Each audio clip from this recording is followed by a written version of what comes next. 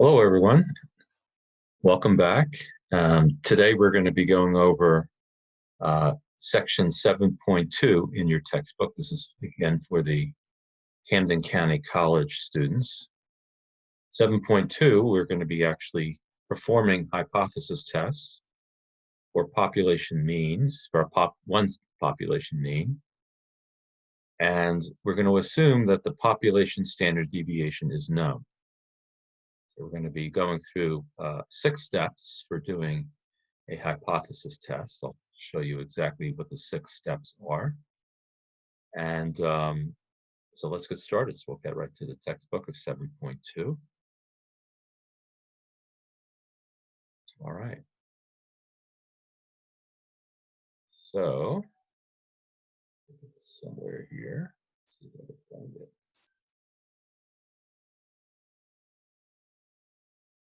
Hopefully I did not get signed off. Oh, looks like I did. So sorry about that. Let me exit out of here. Like it signed me off. So all right. So we have to go back on. So just give me a second here.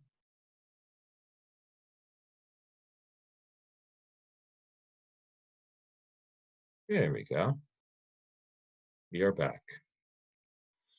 All right. So let's just make sure everything's a little bit bigger for you guys. There we go. All right. So just a little technical difficulty there that we resolved pretty quickly. All right.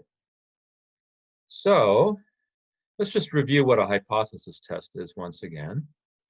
A hypothesis test is a procedure by which we test a research hypothesis against another hypothesis. So we have 2 competing hypotheses, one of which we call the null hypothesis, which is really the hypothesis that is common knowledge, basically, of what people think about a particular research subject. Then we have the research hypothesis, which is typically called the alternative hypothesis. And typically a researcher wants to, they hope through their own ideas that they would like to reject the null hypothesis and to support their hypothesis, the alternative hypothesis. So that's a typical reason why we do this type of research. And this one minute.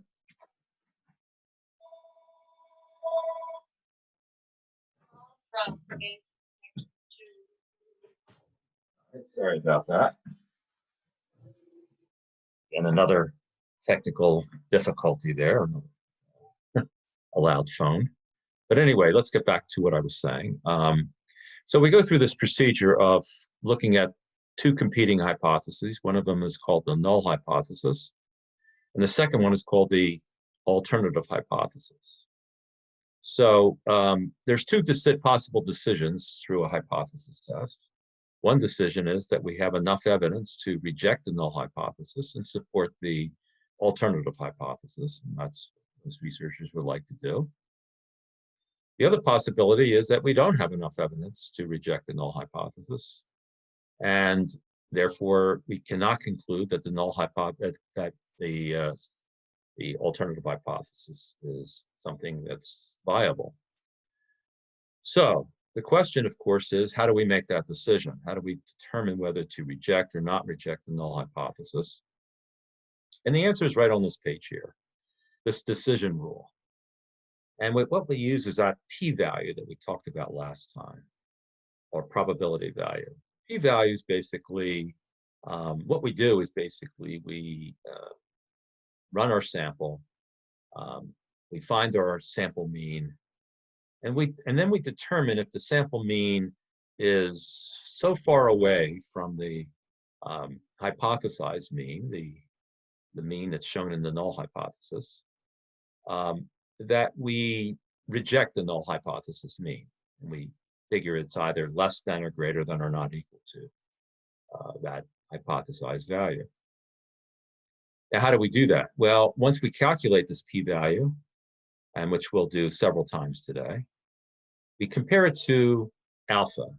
And what is alpha again? Alpha is the probability of a type 1 error. Once again, from last time, what is a type 1 error? A type 1 error is when we reject the null hypothesis, but in reality, the null hypothesis is actually true.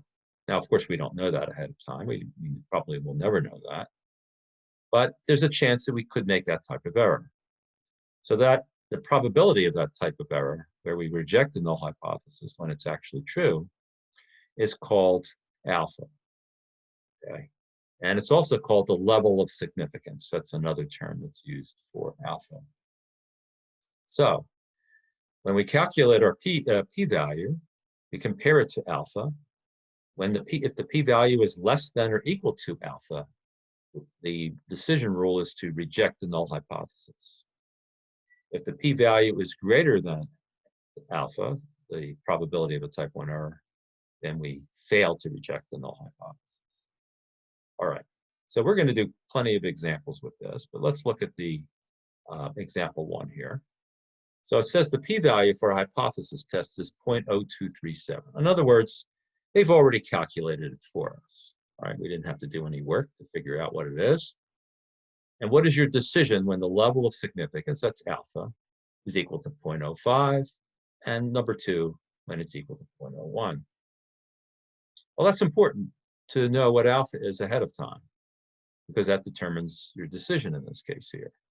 For example, if you had picked as a researcher your level of significance to be 0.05 or 5% level of significance, and your p-value ended up being 0.0237, well, 0.0237 is less than alpha, is less than 0.05.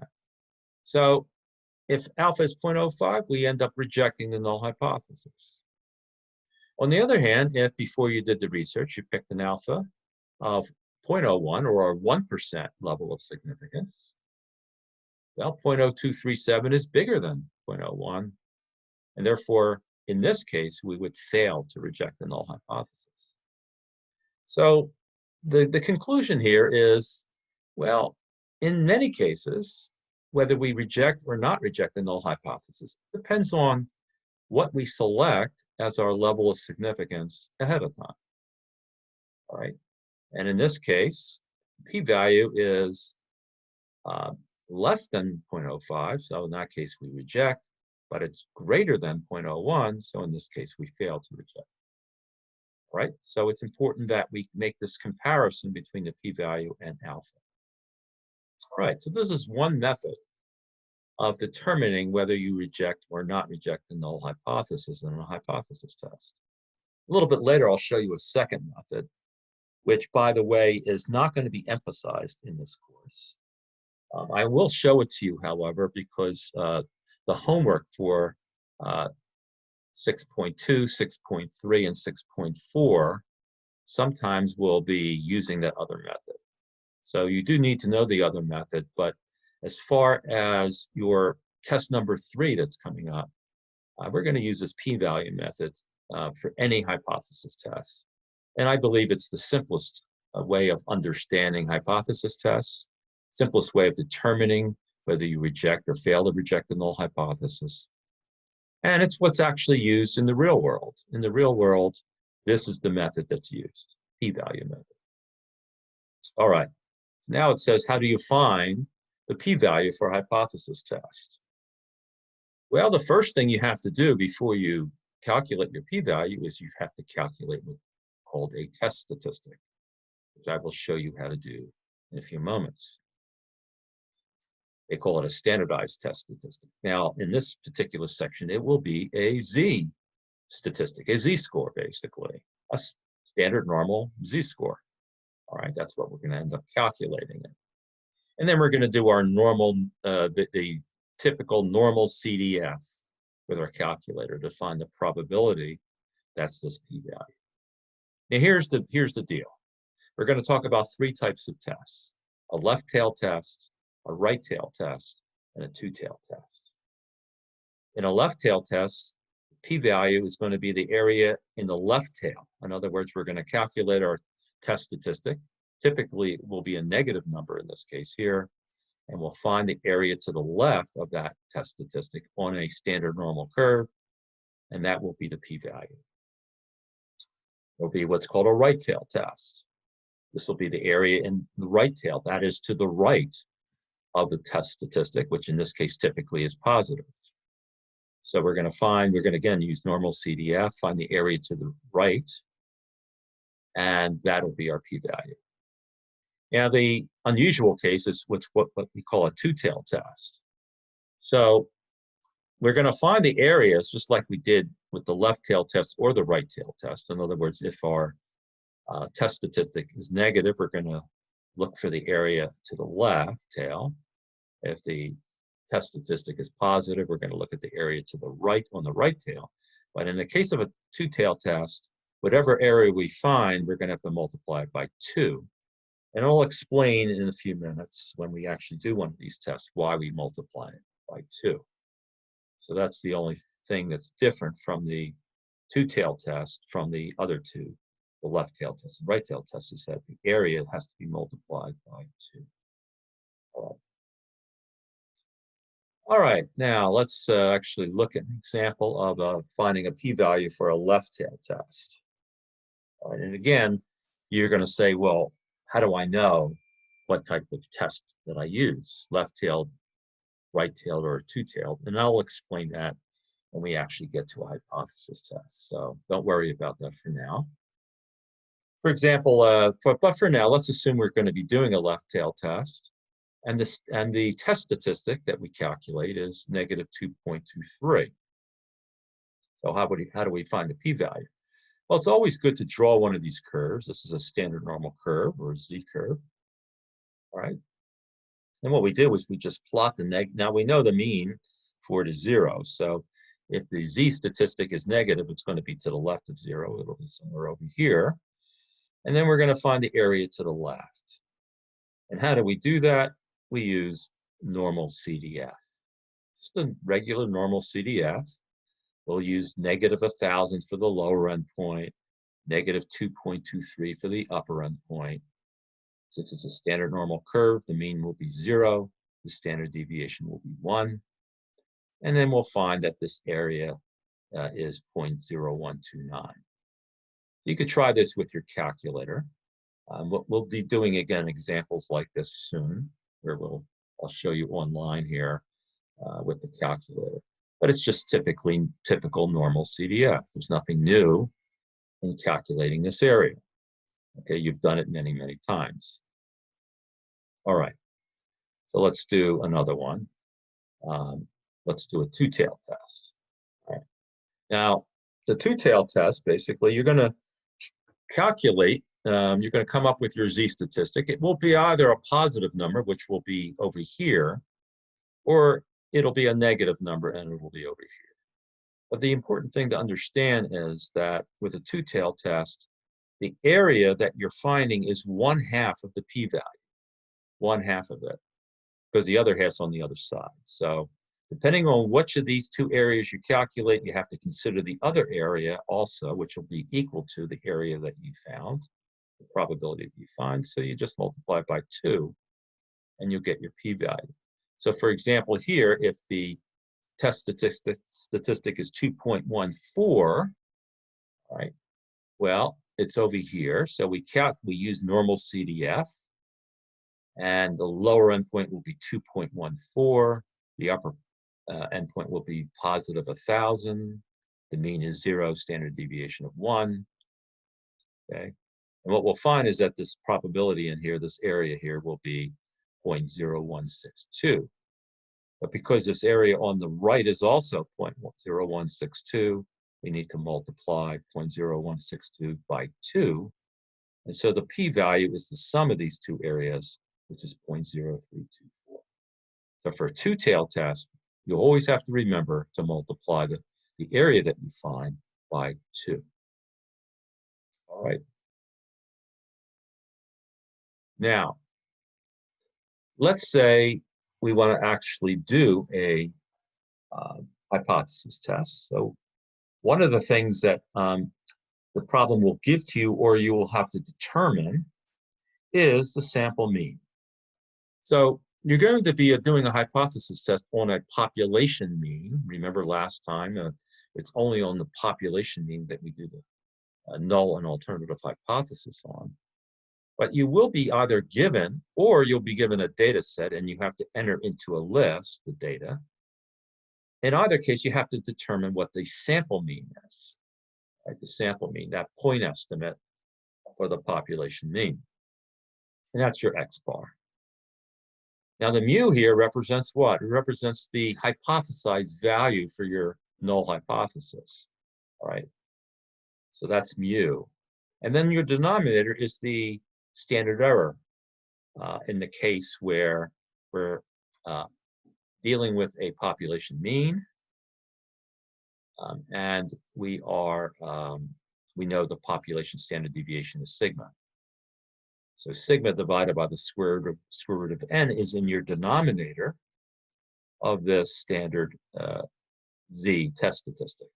So you make this calculation. That has to be done first. That has to be done.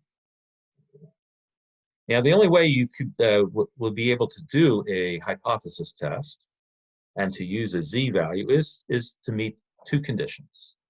The first condition is that the sample that you got the sample mean from is a random sample.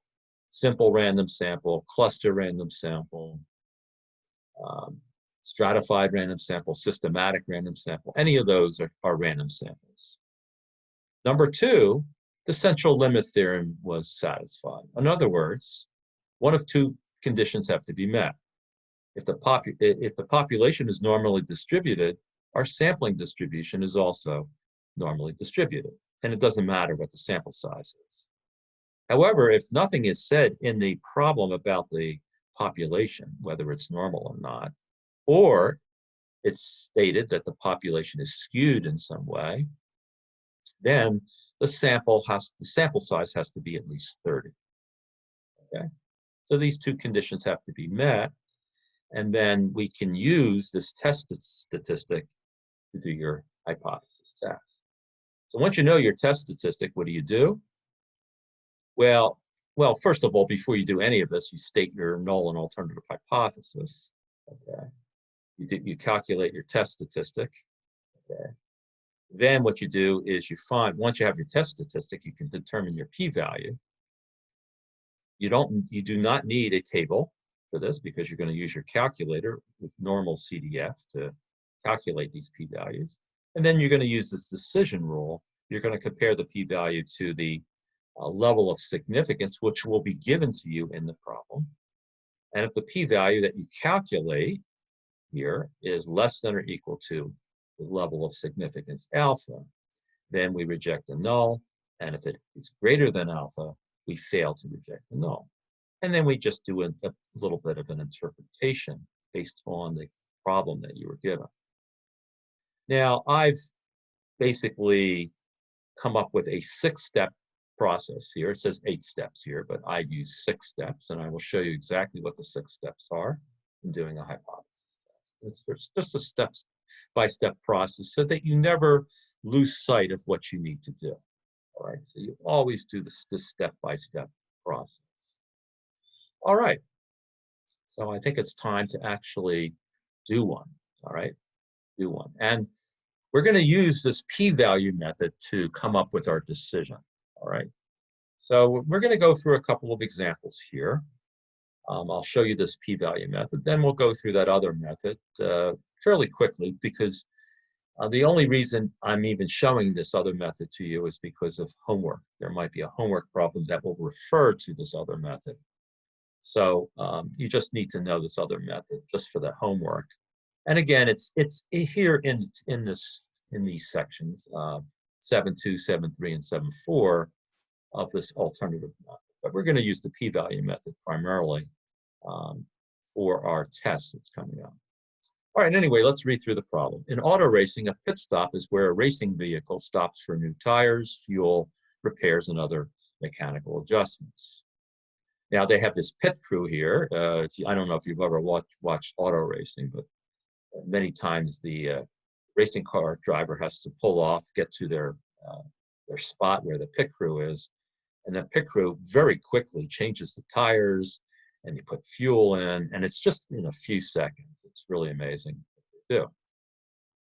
Anyway, there is one pit crew that claims that its mean pit stop time for 4 new tires and fuel is less than 13 seconds, which is really incredible.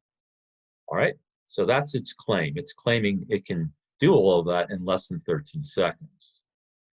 So that's your hypothesized value here. Now, one thing you have to be really clear about, once again, is when you state your null and alternative hypothesis, the alternative hypothesis will either have less than, greater than, or not equal to as part of its the symbols that we use.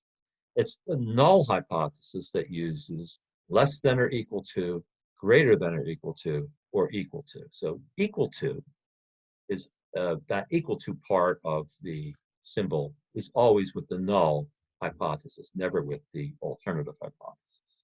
All right. Anyway, this claim that the pit crew is making here, that its mean stop time is less than 13 seconds, the fact that it says it's less than means that this is going to be the alternative hypothesis. All right. And greater than or equal to is going to be the null hypothesis. That's the complement of less than.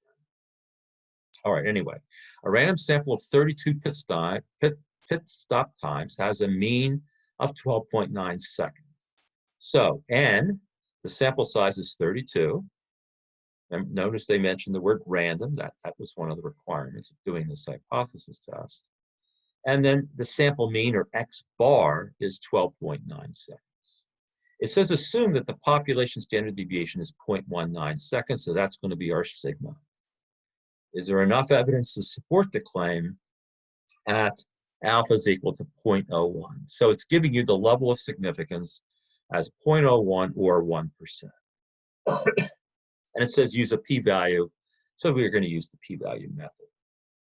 All right, so step number 1 is we're going to state the null and alternative hypothesis. Once again, the claim by the pit crew is that they can do all of this work in less than 13 seconds, and less than is an alternative hypothesis symbol. So our claim is going to be the alternative hypothesis. Therefore, the null hypothesis has to be, again, the complement of this, which is greater than or equal to. Notice it has the equal to sign in there, which is always in the null hypothesis. All right, so can we do this testing? Yes. Step number 2 is, can we use the central limit theorem? Is the central limit theorem met? And the answer is yes. We have a random sample, and 32 is bigger than 30. So yes, step number 2 says we can do this hypothesis. Step number 3 is we're going to calculate our test statistic. All right. And in the numerator, again, the sample mean, x bar, is 12.9 seconds, so 12.9 minus the hypothesized value of 13. Notice that the null and alternative hypothesis have to match in the number. These two numbers have to match. And notice that also what's stated here is the population mean. That's what's being tested here, the population mean, not the sample mean. All right, so it's going to be x bar 12.9 minus mu 13 divided by sigma divided by the square root of n is all in the denominator. So sigma is 0.19, and this divided by the square root of n, which is 32.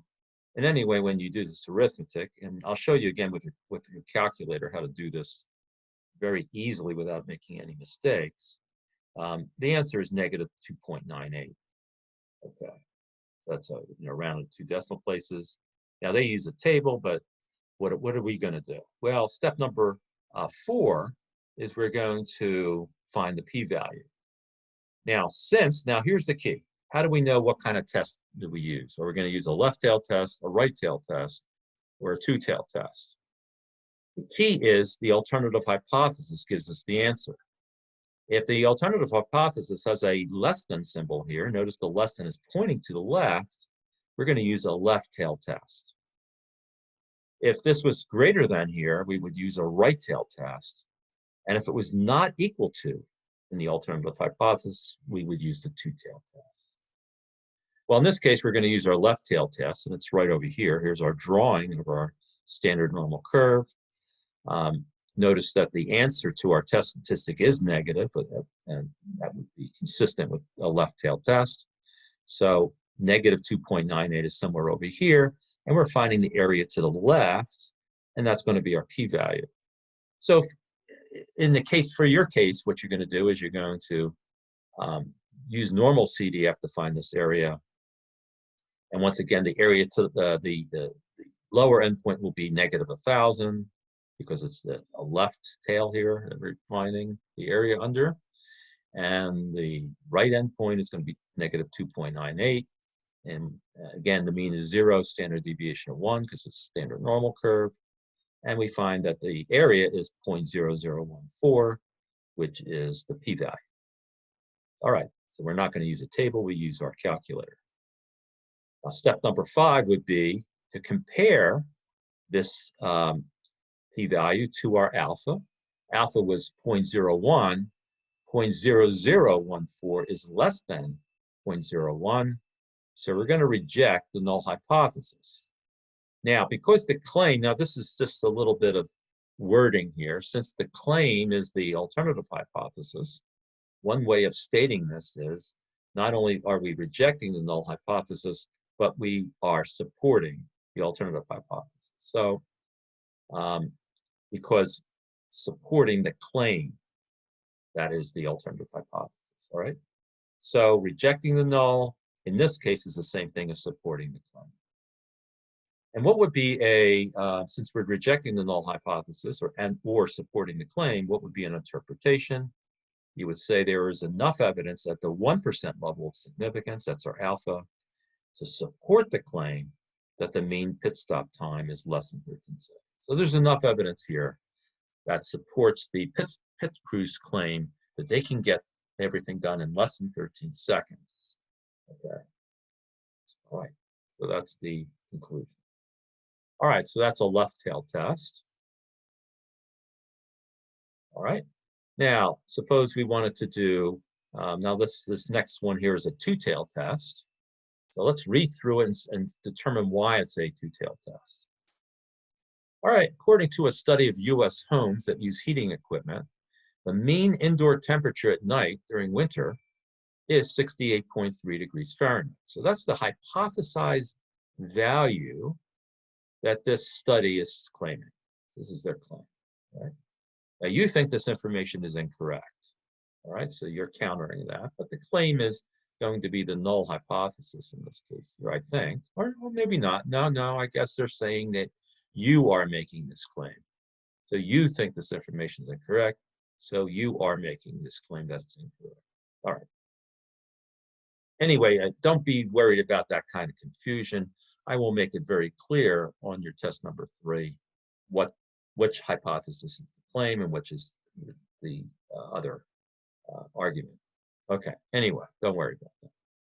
All right, you randomly select 25 US homes. That's our sample size, 25. Notice it's less than 30, so we're going to have to say something about the population being normal to do this test.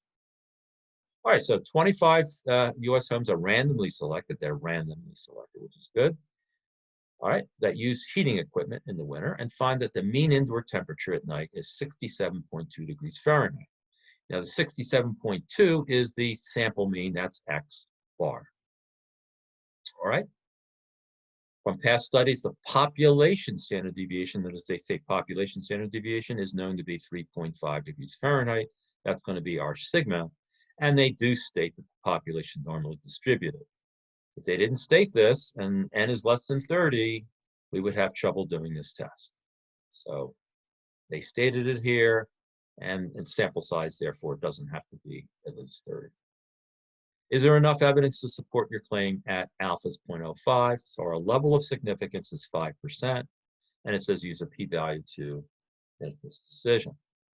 All right.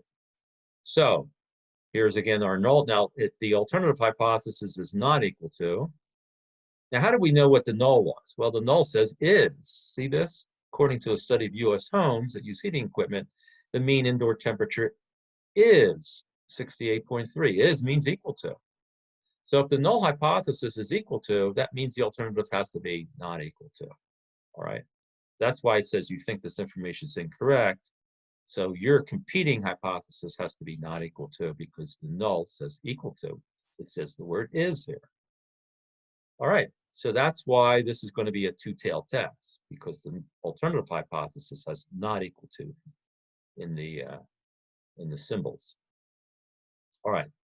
Now we're going to do our calculation, and we're going to use our z statistic formula. And the sample mean, what was it again? 67.2. Our hypothesized mean that we see in the null hypothesis, same number over here, is 68.3. You subtract those two numbers, we're going to get a negative number. In your denominator, you have this, the population standard deviation, 3.5, divided by the square root of the sample size, which is the square root of 25. When we do this calculation, it's negative 1.57. Now, this is a two-tailed test. So when we determine the p-value, you have to remember with a two-tailed test, the area that you find, whether it's on the left tail or the right tail, has to be multiplied by 2 because there's two tails here that have to be considered. All right, now this z is negative, so we're going to run it as if it's a left tail test. We'll do the same thing as we did with a left tail test. We're going to use normal CDF.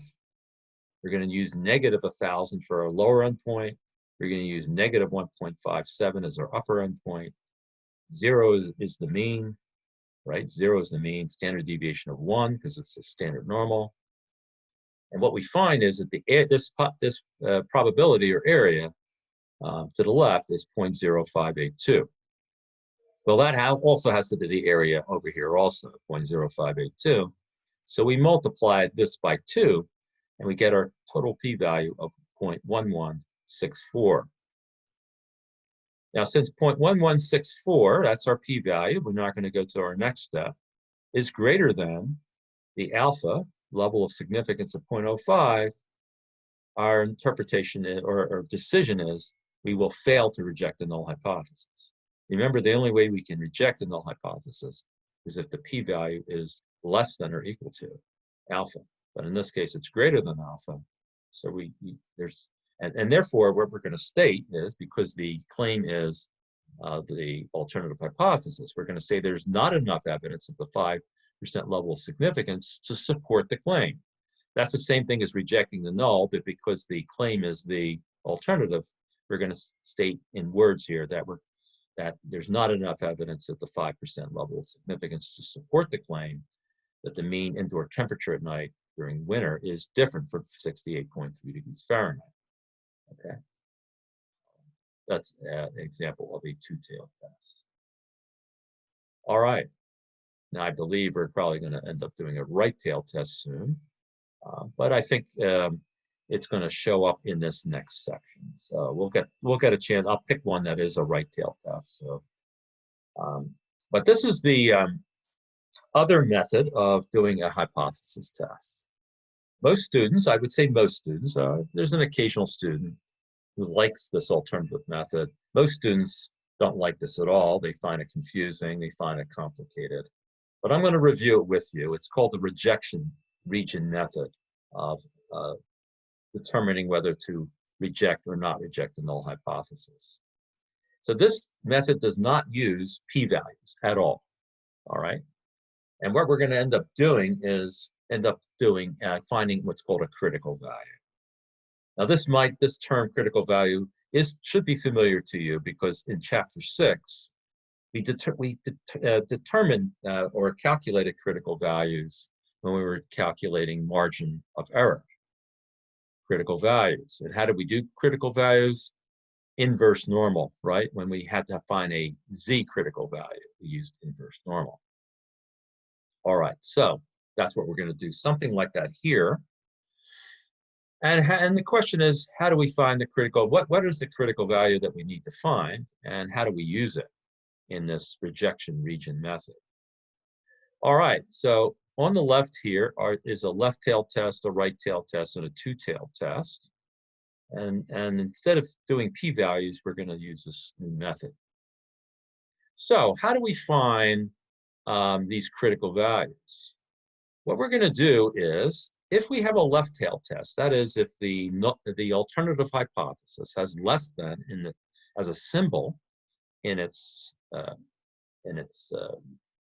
way it's written, then the left tail test would mean that we're going to find an area to the left. But what area are we going to find? Well, what we're going to do in this case is we're not going to find an area. We're going to actually say that the area to the left here is alpha. All right, so this is going to be a different way of doing things. So what we're going to do in this particular procedure is we're going to actually fill in alpha here. For example, if it's 5%, we would put 0.05 in here. And then what we're going to do is find that critical value so that the area to the left of it is alpha. All right. So in this case, we know what the area is because it's alpha. Again, if alpha is 0.05, that's going to be the area to the left. And then we find z. The way to find z is inverse norm, inverse normal, inverse norm. And what are we going to put into the area? Whatever alpha is, because it's to the left. The mean is 0, standard deviation of 1, and then we figure out what that critical value is. All right. All right. So that's what we're going to do. The same thing over here for the right tail test. If it's a right tail test, that means the alternative hypothesis has a greater than symbol in it. Then, once again, we put in our alpha, but this time to the right. And then we want to find this critical value over here. Now, how do we find this critical value? Again, we use inverse norm. But the area, remember, in inverse norm is the area to the left. So if the area to the right is alpha, the area to the left is going to be 1 minus alpha. So if alpha is 0.05, that means the area to the left that we put into our inverse norm is going to be 1 minus 0.05 or 0.95. Now, if it's a two-tailed test, that means the alternative hypothesis has a not equal to sign in it. Then this is a little different. What we're going to do here is we're going to split the alpha into 2 equal pieces. In other words, let's say alpha is 0.05. Well, half of it goes over here, and half of it goes over here. And what do we need to find? Well, we need to find the critical value, right? The critical value that we're going to use. And if we have the negative of the value, then it would be the area to the left here, and the critical value over here, the area, of course, is to the right, is 1/2 alpha. But anyway, we can use inverse norm in both of these cases, and either of these cases, to find the z critical values, either the positive value or the negative value. And these numbers are going to be the same, except this is going to be the positive version, and this will be the negative version of it. Right? All right, now, once we find the critical values, what do we do? Well, on these curves here, once we have the critical values on the curves here, these numbers on here, what we're going to do is plot on the curve the test statistic. Now, here's the deal. If the test statistic, when we plot it, is inside the blue regions here. Now, what are these blue regions? These are considered to be rejection regions. All right? So if we have a test statistic that's like for a left tail test, for example, if we have a test statistic that's less than the critical value that's in this blue region here, then we reject the null hypothesis. If the test statistics in this beige area here, in other words, it's bigger than the critical value, we do not reject the null hypothesis. Over here, when you plot your test statistic on here, if the test statistic is to the right of the critical value, in this case here, it's in this blue region, we reject the null hypothesis. If it's to the left or less than the critical value, we do not reject the null hypothesis if it's in this beige region. And finally, we plot our test statistic here. Okay.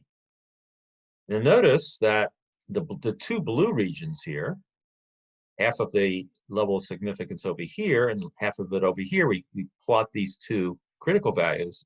Notice that if the test statistic is either to the left of in this blue area here or to the right of the critical value in this blue area over here, then we reject the null hypothesis. If it's anywhere in between these two critical values in this beige area here, we do not reject the null hypothesis. So this is called the rejection region method. Now your head might be spinning already after I've described this to you. So if this is not your cup of tea, you don't need to use this. You can use the p-value method. But again, in the homework, there might be problems where you will have to come up with these critical values to and rejection regions, all of that. So that's the only reason I am showing you this method. Now, this method and the p-value method will always give the same decision, always. All right. And if you think about it, you'll see why. But again, you don't need to think about these two methods. If you have a choice, do the p-value method. And that's what most people do. All right. Now, I was promising you a right-tailed test, and don't see one here. We have a left-tailed and a two-tailed again. I hope they have a right-tailed test here, but they don't. So what we're going to do now is, and the rest of the section in here is just some more information about the rejection region method. Again, only look through this if the homework requires you to use this method. I would not recommend this method at all for doing hypothesis tests if you have a choice. The p-value method is so much easier. It's so much easier to understand and easier to use. I'm just looking through if there's a right-tailed test here at all. Again, I will in the problems that I'll be showing to you, I will show you a right-tailed test. And it seems for some reason that the textbook here has avoided right-tailed tests, but that's not going to be a problem because I'm going to show you one in a couple minutes. All right, so what we're going to do now is for the rest of our time, for the next 15, 20 minutes, is we're going to go through some of the problems in the exercise section of 7.2 here. These hopefully will be similar to some of the homework we're doing. And we'll be strictly using the p-value method for these exercises here. Because again, that's the method that I want you to use. That's the method I'll be testing you on in test number 3. I will not be asking you to use the rejection region method at all.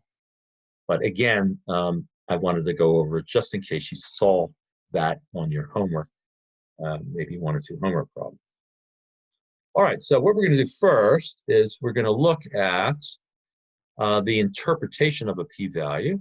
In other words, this problem here are giving you p-values. In other words, you don't have to calculate them. It's already been done for you.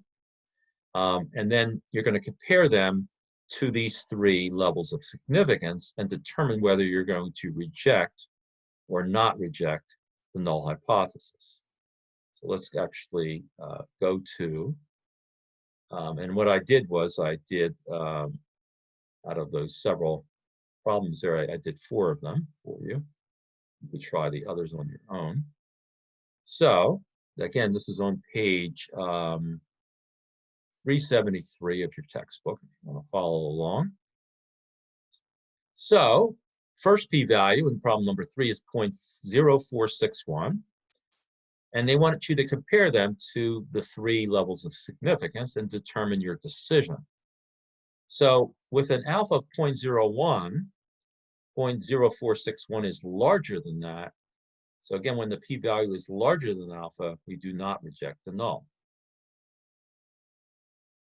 In the second case, if an alpha is equal to 0.05, the p-value of 0.0461 is less than 0.05.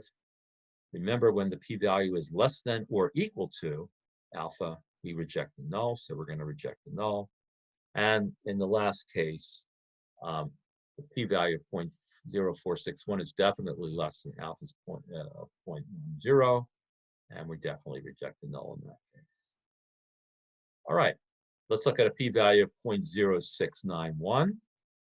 Well, 0.0691 is definitely bigger than alpha's 0.01, so that means we do not reject in that case. P-value of 0.0691 is greater than alpha is equal to 0.05.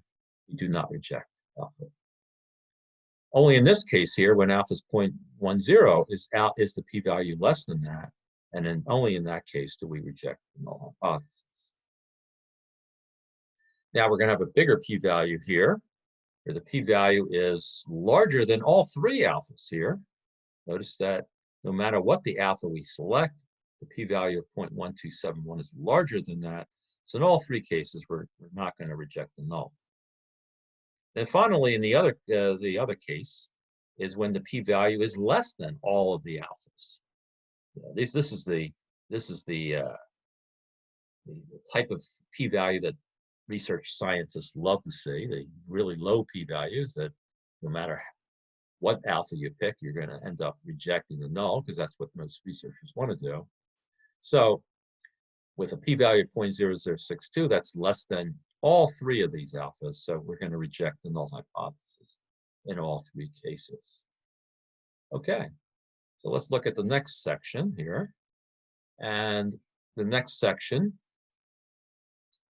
is they give you, they're going to ask you to find p-values and then make the decision whether you reject or not reject. All right, and they give you the test. So they don't give you anything else. They give you the test, type of test, left tail, right tail, or two tail. They give you the test statistics, so there's no calculations there, right? And they want you to find what the p-value. Well, we're going to use the p-value method, of course, for a left tail test, a right tail test, and a two tail test. So let's get to the solution section here. Again, it's on the same page, 373. So suppose they tell you that the test statistic is negative 1.32. They say it's a left tail test, and they tell you alpha is 0.10. So to calculate the p-value, a left tail test means that the probability that z is less than the test statistic, which is negative 1.32. The p-value being a left tail test is that total area under the curve to the left of negative 1.32. And we're talking about a standard normal curve. So we're going to use normal CDF. It's a left tail test, so we're going to put negative 1,000 on the left. Negative 1.32 is your right endpoint. Again, the mean is 0, standard deviation 1. And we come up with our p-value is 0.0934. And then we know that is less than alpha's 0.10. So in this case, we're going to reject the null hypothesis. Problem number 11 is a right tail test. They tell you the test statistic is 2.41. All right, and they tell you alpha is 0.01. So in this case, since it's a right tail test, we're going to find the probability that z is greater than the test statistic of 2.41, again using normal CDF. This time, since it's a right tail test, we're going to use the test statistic as your left endpoint, positive 1,000 as your right endpoint, the mean is 0, standard deviation 1. When we put that into our calculator, our p-value is 0.008, and that's less than alpha equal to 0.01. So we're going to reject the null once again. And then number 13 is a two-tail test. And so our test statistic could be either negative or positive. In this case, it's a negative number. So we're going to treat this probability as if it's a left tail test. In other words, we're going to find the area under the curve to the left. But we have to understand, since it's a two-tail test, that what we're finding for that area here is 1/2 the p-value. The other half's on the other side of the curve. So this 1/2 of the p-value is going to be, again, normal CDF. Since it's the area to the left, we're going to use negative 1,000. Lower endpoint, negative 1.68 is our test statistic as our right endpoint. Again, 0, 1 is our mean and standard deviation. We find that 1/2 the p-value is equal to this number here, 0.046, and so forth. And so what we're going to do is multiply this number by 2 to find our full p-value of 0.0930. Notice that 0.0930 is greater than alpha of 0.05. So in this case, oops, I think I made a mistake here. So I'm going to have to change this. All right, so I will change this page here. It should say, do not reject the null hypothesis. All right, so I must have been a little sleepy here. It should say, do not reject the null hypothesis here. And I apologize, but I will correct that and replace this page with the correction. All right, so just know that's a mistake there. All right, now what would have happened if we had not multiplied this number here by 2? This number is less than 0.05, and then we would have rejected the null, which would have been the incorrect decision. In this case, we should have said fail to reject the null, or do not reject the null is our decision, because the full p-value is bigger than alpha. Now, I did actually, in this particular case, in this next problem here, I'm sorry, I went ahead a little bit here. Let's move back. All right. So on page 374, so let's get back to the next page. Get to the next page here. And it's these problems here. It says find critical values in rejection regions. Okay, so again, I wanted to just give you a little bit of practice finding these critical values using inverse normal, and then finding the rejection regions and all of that sort of thing. Okay, so let me show you how that's done. Right here, I just did it for 3 of those problems, the odd number ones. So the first one basically said that our alpha is 0.03, 3% level of significance. And so what we want to find is these critical values z. So the area to the left here, this is a left tail test. That's what they stated, left tail test. And they said that the alpha, this level of significance, is 0.03. So they want you to find this critical value over here. Well, it's the probability that z is less than that critical value is equal to 0.03. And to find z, the z sub 0 here, we use inverse normal. That's what we've been doing, find critical values. And the area to the left is alpha, and that's what we put in here, 0.03, and 0, 1, and our critical value is negative 1.881. So that's z here. This is the z critical value. So what is the rejection region? The rejection region is any test statistic that we calculate that is that's less than that. That's in this shaded region in here. So for example, a test statistic of -2 would be to the left of negative 1.881. So we would reject the null hypothesis if the test statistic was less than negative 1.881.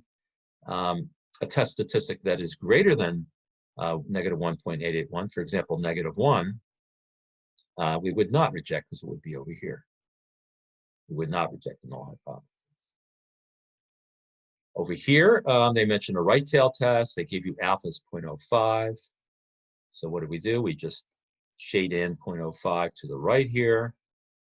And it's the probability that z is greater than this is 0.05. That means the area to the left is 1 minus 0.05 or 0.95. So when we find our critical value, z, it's inverse norm 1 minus 0.05 because it's the area to the left, 0, 1. It's 1.645. So that's what our critical value is. Any test statistics that we calculate that is bigger than 1.645 is going to be in the rejection region here, the shaded region, and therefore we would reject the null hypothesis. And any test statistic that's to the left maybe something like 1 or 1.2, something like that, is in this non-shaded region, and the result there would be fail to reject the null hypothesis. So here's our rejection region. The region to the left is fail to reject. And finally, for the two-tailed test, they give you they give you that the area to the right is 0.01. The alpha is 0.01. Let's just go back to the problem a minute. Let me just double check that. Two-tailed test. Yeah.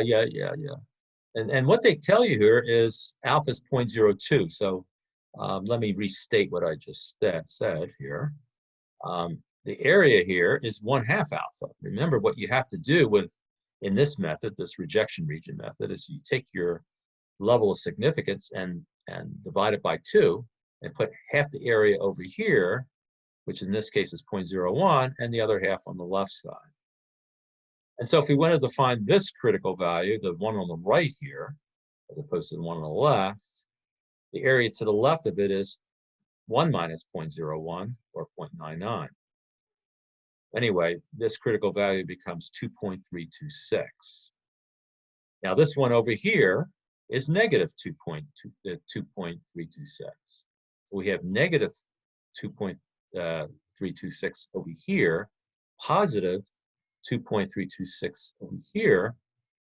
And so any test statistics that is greater than the positive 2.326 or less than negative 2.326, we reject the null.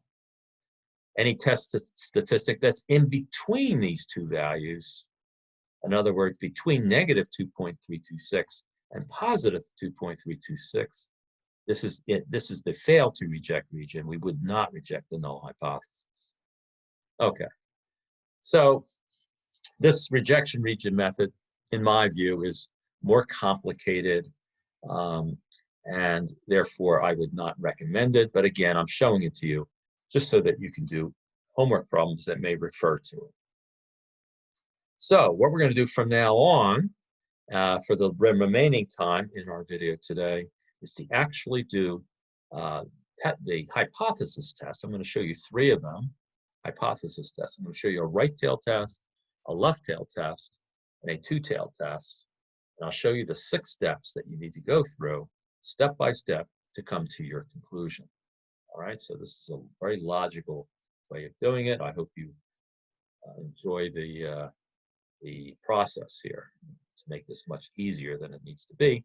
And again, we're going to use p-values, not the rejection regions. This is much easier. So we have to go back to understanding the p-value method.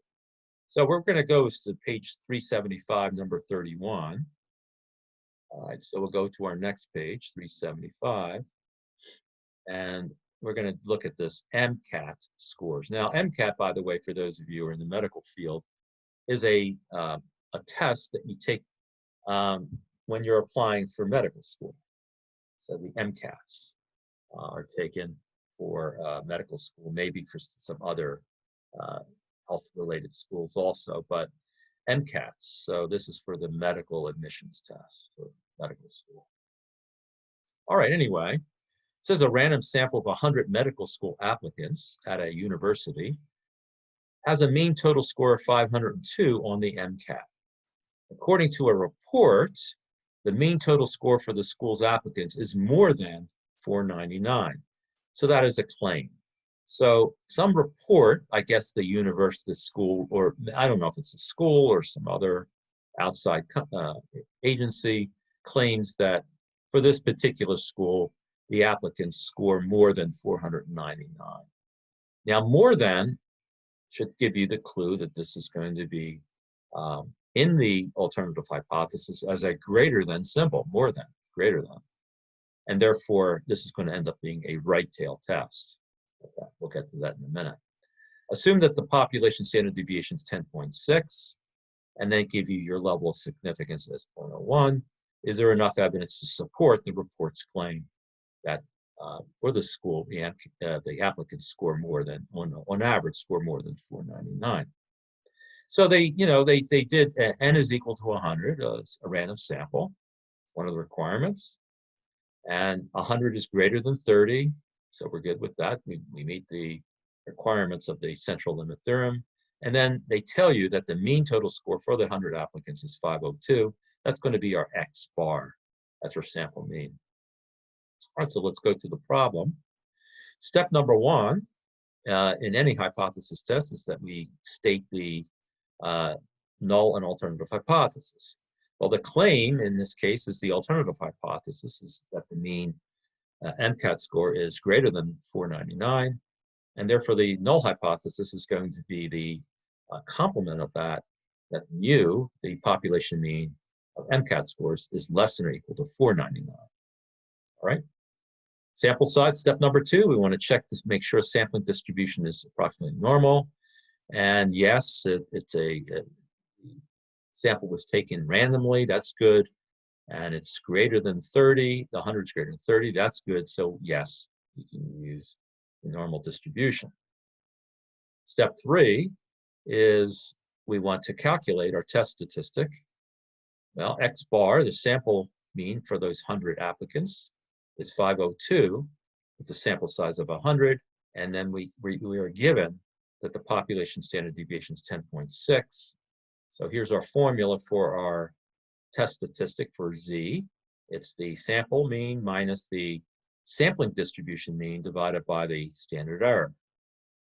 And then this is equal to X bar minus the population mean divided by, in parentheses, sigma divided by the square root of n.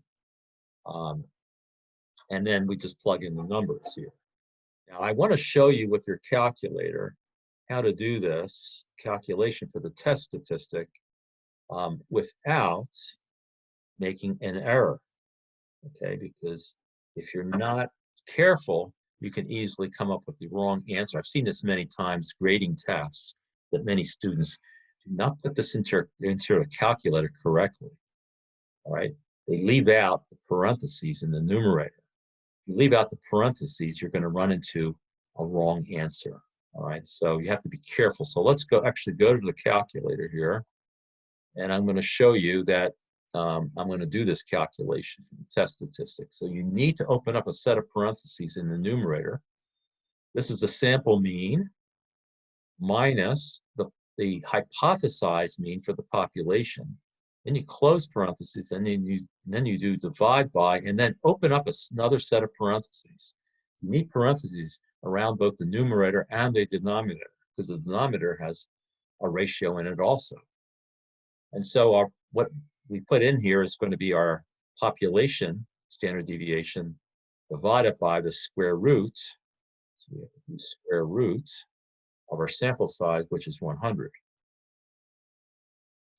Now, it's important, notice that the cursor is still inside the square root here. To get it outside the square root so that we can close off the parentheses, you need to hit the right arrow button here and then close off the parentheses.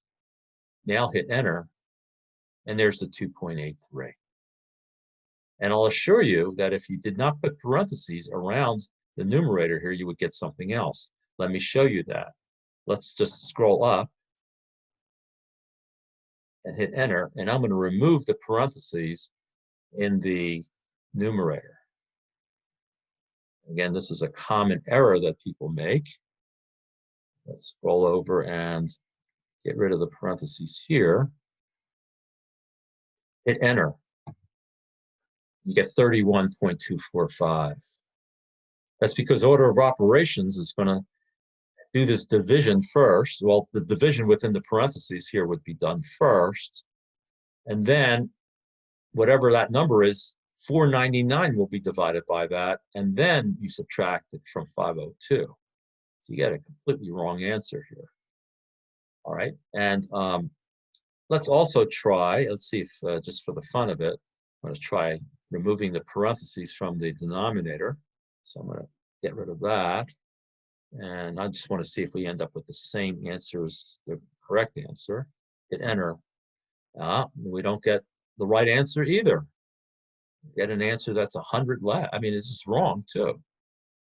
So you absolutely need to put parentheses around your numerator for your test statistic, and you need to put parentheses around your denominator for your test statistic. Very important to do both to get the right answer. You leave off parentheses either in the numerator or the denominator, or both, which would be probably even more awful. We would end up with the wrong test statistic. I wanted to show that to you so you don't make that mistake, which some students do make. All right, so that's where they get the 2.83. Step number 4 is, since the alternative hypothesis has a greater than symbol, now the alternative hypothesis always determines the type of test. Right tail, left tail, or two tail. Never the null hypothesis. I'll state it again. Only the alternative hypothesis is what you look at to determine the type of test. Otherwise, you could make a mistake. So always look at the alternative hypothesis and look at the direction of the symbol. In this case, it's greater than. It's a right tail test. Now, our test statistic is 2.83. We plot that on our standard normal curve, and then our p-value is going to be the area to the right of this test statistic. And we're going to use normal CDF. We're going to have our lower endpoint is 2.83. Our upper endpoint is 1,000. Mean is 0, standard deviation of 1. And we find our p-value is 0.0023, a very low p-value. Step number 5 is simply compare that p-value to alpha and just make the brief decision, reject or not reject the null hypothesis. In this case, it says, since the p-value of 0.0023 is less than the level of significance, which is 0.01, okay, we're going to reject the null hypothesis. And step number 6 is our interpretation. All right, so make sure you understand interpretations. I might put that into your test coming up. Even though it's multiple choice, you might need to pick the right interpretation. And I believe your homework also asks for correct interpretation. So in this case, the interpretation is, and you have to go back to the problem. Remember that the alternative hypothesis is the claim. So we're rejecting the null, but we're also supporting the claim because the claim is the alternative hypothesis. So basically at the 1% level of significance, and we always have to state the level of significance in the interpretation, there is sufficient evidence to support the claim that the mean score for the school's applicants, the mean MCAT score, is greater than 499. There's sufficient evidence to indicate that it's greater than 499. Okay? Okay. All right. So remember that was the claim, right? Greater than 499. And the 502 is sufficiently far away from the 499 that we can say that the null hypothesis value 499 doesn't seem reasonable. It's going to be something bigger than that. All right. So let's now look at number 33 on the same page. Boston Marathon. So a sports statistician claims that the mean winning times for Boston Marathon Women's Open Division champions is at least 2.68 hours. Now notice that in this claim here, it says at least. At least means greater than or equal to. Remember in your textbook on 7.1, in one of the beginning pages, we have words like this, phrases like this, and it tells you what you should be using for symbols. At least is greater than or equal to, and it has that equal to symbol in it, which means this is going to be the null hypothesis.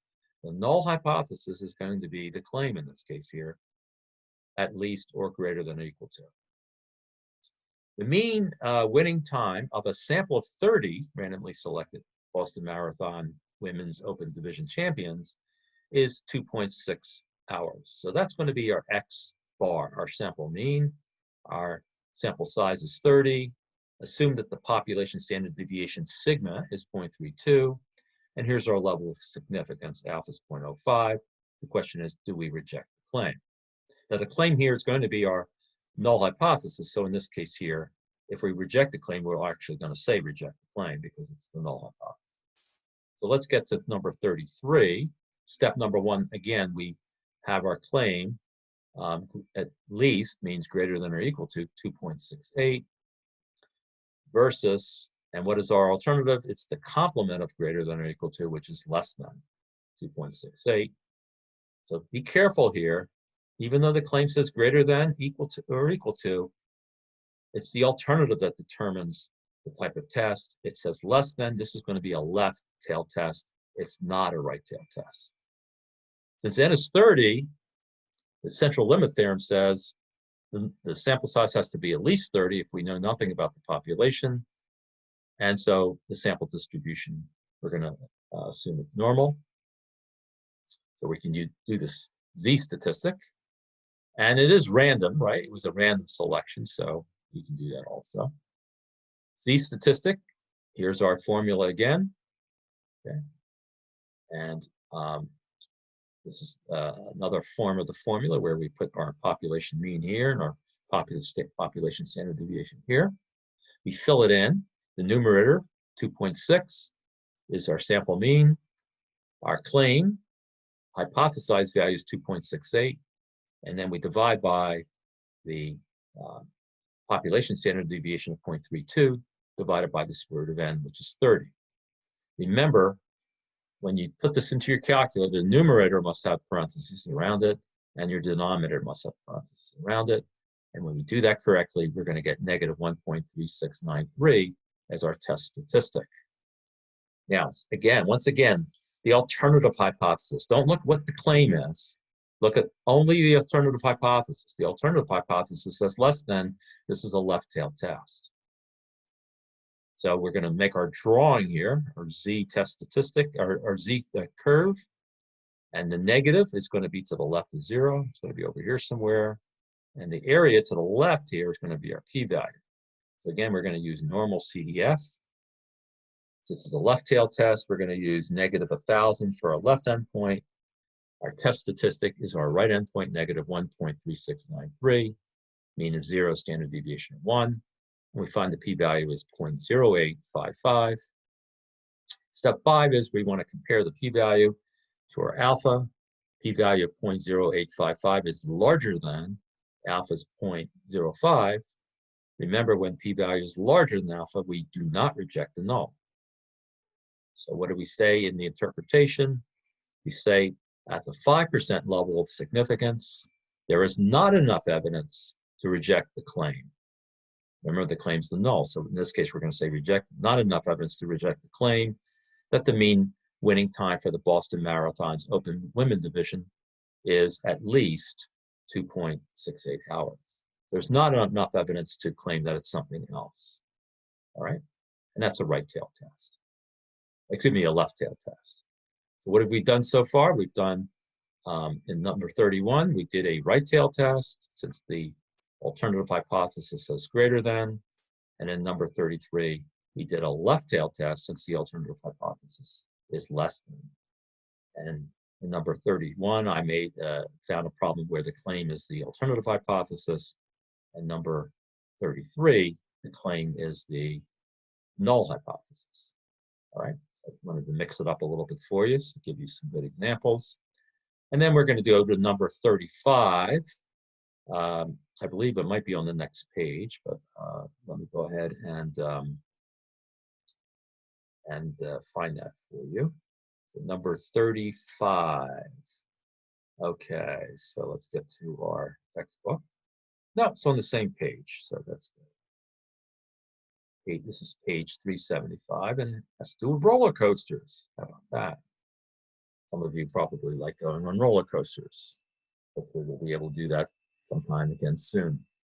Anyway, it says the heights in feet of 36 randomly selected top-rated roller coasters are listed. Where are they listed? Below here. These are the heights in feet of these 36 roller coasters. Randomly selected, right? Randomly selected. All right. At alpha, and then it says assume the population standard deviation 71.6 feet.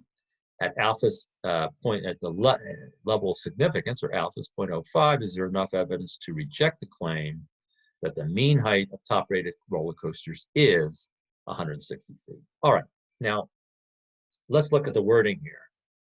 The claim is that the top-rated roller coasters, the mean height is 160. Is means equal to, and equal to is null hypothesis. So the claim is going to be the null hypothesis. Equal to will be the symbol in it, and the alternative is the complement of equal to, which is not equal to.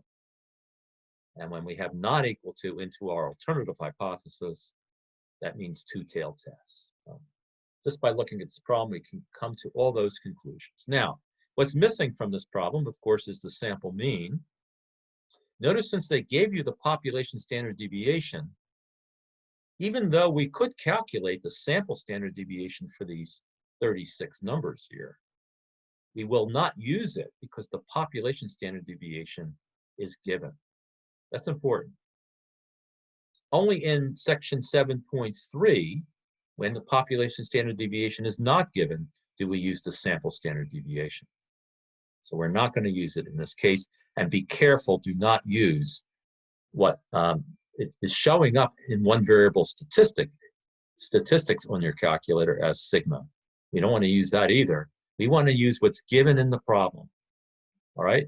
This population standard deviation here, that's what we use as sigma, not anything else. All right, so we're going to put these 36 numbers into our calculator. I've already done that. I'm going to clear the screen here. And if you go to, if I go to stat and then hit edit, I've already listed the 36 height of these, or 36 heights here of these roller coasters. So how do we find the mean? Very easy. We go to one variable statistics and hit enter. And it is in L1, our numbers. Whatever list, of course, we replace L1 with whatever list, but in this case, the list is L1, so we're going to use it. Scroll down, hit calculate, and there's our mean here. Our sample mean is 164.6, and I use the 4, I'm rounding the 4 decimal places. That's what I'm going to use. And please do not use these two numbers here in the problem, since the problem is stating what the population standard deviation is. So do not use either one of these two numbers in this case. All right, so let's go back to the solution. And we state our hypotheses. The hypothesis is that, or our claim is that the mean height, population mean height of top-rated of these coasters is 160 feet. So equal to is our claim, and not equal to 160 is our alternative hypothesis. Step 2 here says n is equal to 36. That's greater than or equal to 30. Well, the central limit theorem says since there's no information about the population being normal, it's okay. The sample size is at least 30. We can assume the sampling distribution is approximately normal. Remember, these roller coasters were randomly selected. That's a requirement too. And all these problems are going to say random selection. That's why I didn't write it down here, but it's also a requirement in step 2. And therefore, since both requirements are met, we can use this normal distribution for our z statistic.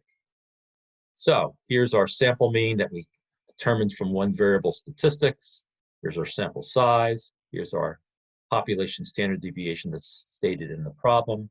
We plug them into the formula. Once again, remember, put parentheses around the numerator and around the denominator. And we get our z statistic rounded to 4 decimal places as 0.3864. Once again, this is since the alternative hypothesis says not equal to, this is a two-tailed test. So remember, whatever area that we calculate, it's 1/2 the p-value, okay? Because the other half's on the other side. Now, in this case, the z statistic is positive, so we're going to find the area to the right of it, okay, using normal CDF. and we get 0.3496 for this area. But this area over here is also going to be 0.3496 because this z over here is going to be negative 0.3864. Okay, so what is the total p-value? It's 2 times 0.3864 because it's a two-tailed test. 0.6992 is the p-value. Once again, since the p-value is 0.6992 and it's bigger than alpha 0.05, we do not reject the null hypothesis. Now, once again, if we had failed to multiply this area here by 2, this 0.3496, oh, and you know what? Forget it. It doesn't matter in this case here, whether we had multiplied or not. But in many cases, if you fail to multiply by 2, you could end up with the wrong decision. In this case, the decision would have been exactly the same because this area here is large. It's 0.3496. And when we double it, it's 0.6992. So that's our total p-value. P-value is much, much larger than alpha's 0.05.